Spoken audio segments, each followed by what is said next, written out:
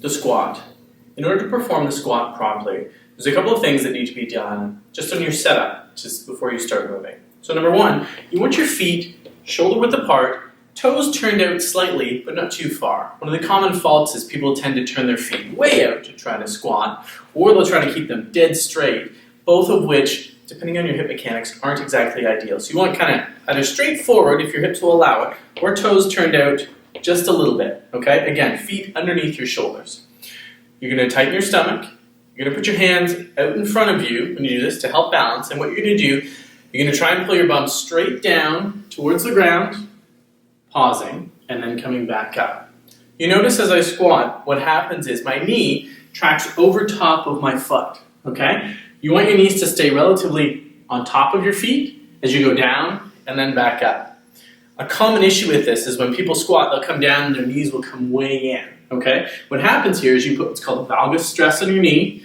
It's not good for your ankle, and the stability doesn't work. You actually don't use your glutes appropriately when squatting like this. So as you squat down, really try and force your knees out to the sides, okay? So your knees are over top of your feet, and then push back up.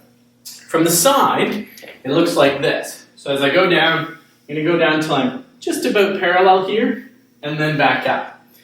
What you want to watch for is your lower back rounding. So if I squat down here and I start to round, and then you unround, and then you come back up, we want to stop this. So to have someone watch you to see how far down you can go before your back starts to round.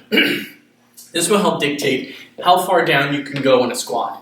You don't have to go right to the floor. Basically, we want you to go down as far as you can, holding proper mechanics. So again, from the front, hands out in front, feet shoulder width apart, toes out slightly, going down, pushing your knees out over top of your feet, and back up from the side.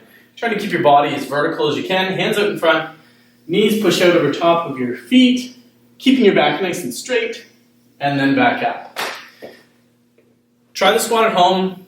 If you do get knee discomfort, ankle discomfort, if you feel like your heels are lifting up off the ground, there's some mobility work that you should be doing to help increase your capacity to do a squat with this, but going down as far as you can within proper mechanics is what we're looking for.